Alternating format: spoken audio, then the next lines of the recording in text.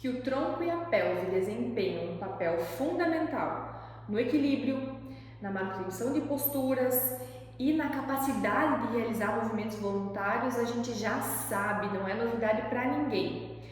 Esses dois segmentos trabalhando juntos são o alicerce, a base de sustentação para que o movimento aconteça com mais eficiência, com mais segurança.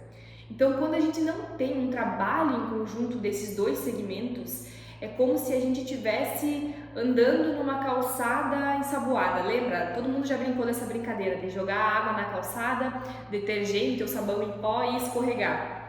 A gente anda nessa calçada com a sensação de que vai cair o tempo todo, porque não existe uma sustentação, não existe uma estabilidade. E é como se fosse isso quando o tronco e pelve não trabalham de forma eficiente. Por outro lado, a gente também já sabe que uma lesão neurológica geralmente vem acompanhada de alterações musculares, como, por exemplo, diminuição da ativação muscular, alterações de tônus, alterações na coordenação dessa ativação muscular e uma dificuldade significativa de realizar movimentos voluntários. Então, quando a gente soma essas duas informações, a gente conhece a importância do trabalho em conjunto do tronco e da pelve e a gente sabe que uma lesão neurológica afeta componentes desse trabalho entre tronco e pelve, fica muito claro que a gente precisa incluir um treinamento desses segmentos também no nosso dia a dia de fisioterapia, se a gente quiser alcançar uma melhora funcional com o nosso paciente. Nesse vídeo especificamente, nós vamos falar sobre crianças com paralisia cerebral unilateral, com hemiparesia, que são um grupo de crianças que apresentam algumas alterações, como uma diminuição da contração ativa de músculos antigravitacionais do tronco, que dão sustentação, espasticidade, que dificulta muito o movimento voluntário, e uma alteração significativa também de propriocepção de tronco, que vai influenciar na coordenação entre tronco e pelve. Esses problemas geram duas consequências principais. A primeira delas é uma diminuição da estabilidade para realizar movimentos funcionais com segmentos, membro superior e membro inferior.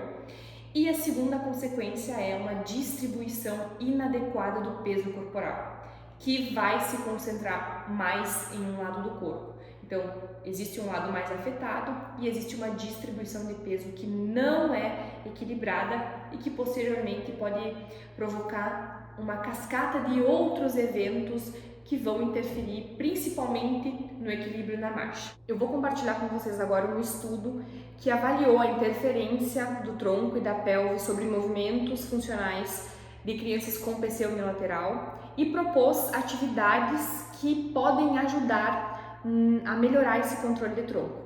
Eu vou deixar a referência do artigo na descrição para quem quiser ler ele na íntegra e vou comentar ele um pouco aqui com vocês agora.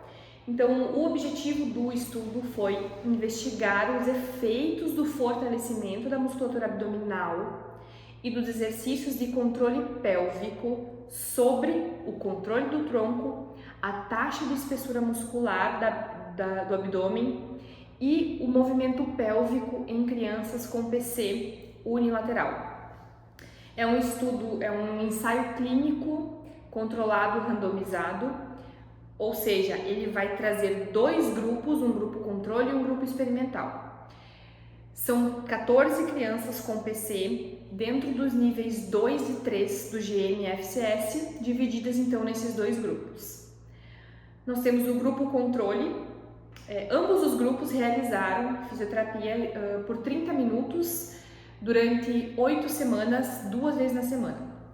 O grupo controle realizou exercícios de manutenção e transferência de peso na postura em pé e sentada por 10 minutos em cada, mais 10 minutos de treino de marcha na esteira. O grupo experimental que realizou os exercícios realizou exercícios de fortalecimento abdominal e de controle pélvico. Para o fortalecimento abdominal foram dois: paciente deitado em decúbito dorsal, barriga para cima, elevação da cabeça. Outro exercício, paciente deitado em decúbito dorsal, barriga para cima, elevação da cabeça e rotação de tronco. E atividade de controle pélvico, levantar a pelve repetidamente no lado afetado para cima e para baixo. Vamos aos resultados. Em relação ao controle de tronco, no grupo experimental houve uma melhora significativa do controle de tronco na postura sentada, no equilíbrio dinâmico na postura sentada. E na prática, o que isso significa? Quando uma criança melhora o equilíbrio dinâmico na postura sentada, ela consegue comer melhor, beber alguma coisa melhor, ela consegue sentar e fazer uma atividade na escola, ela consegue sentar e brincar sem ter que ficar se preocupando se ela vai cair, sem ter tantas oscilações de tronco que geram uma instabilidade. E a criança não consegue focar em outra coisa, porque ela está preocupada em manter o equilíbrio, em manter a estabilidade, em não cair. Então, quando a gente oferece mais controle de tronco, a criança consegue participar melhor das atividades do dia a dia. Resultado em relação à taxa de espessura muscular. O estudo mostrou que no lado afetado houve um aumento da taxa de espessura muscular no oblíquo interno e no transverso abdominal. Aumentar a taxa de espessura de um músculo não é um desfecho, não é um objetivo principal dentro de uma sessão de fisioterapia, porque o nosso olhar está muito mais voltado para a participação. Mas existem benefícios funcionais também em aumentar a espessura de um músculo. Então nós temos um aumento da produção de força, porque nós temos um aumento da área de secção transversal do músculo e ele vai contrair mais, ele vai produzir mais força, e também nós vamos ter uma melhora do recrutamento muscular. Então é um músculo que participa mais do movimento, que consegue contrair mais, que é mais eficiente, que gera um menor gasto energético para o paciente. Então é claro que tem os benefícios dentro da funcionalidade também, mais geração de força, mais qualidade de movimento. Resultados em relação ao movimento pélvico. Crianças com PC unilateral vão apresentar uma inclinação anterior de pelve maior e uma retração maior no lado afetado, em resposta, em compensação à instabilidade do tronco. O corpo vai se adaptar. E aí a gente percebe uma marcha que é um pouco menos fluida, mais torcida por essa alteração dos movimentos da pelve.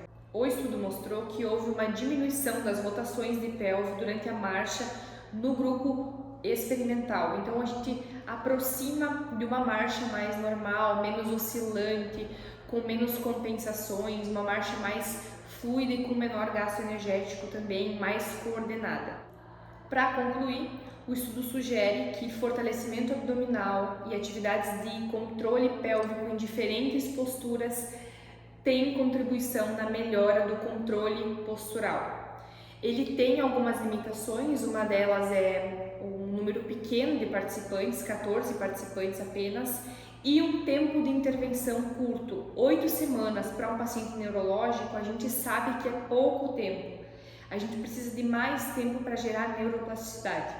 Mas são achados preliminares que dão sugestão para próximos estudos e que mostram sim que tem uma evidência importante em relação ao tronco e pelve sobre a alteração dos movimentos funcionais, principalmente equilíbrio, estabilidade durante a marcha e posturas mais altas, como sentado e em pé. Agora eu vou deixar algumas atividades práticas como exemplo para vocês que vocês podem usar aí no dia a dia.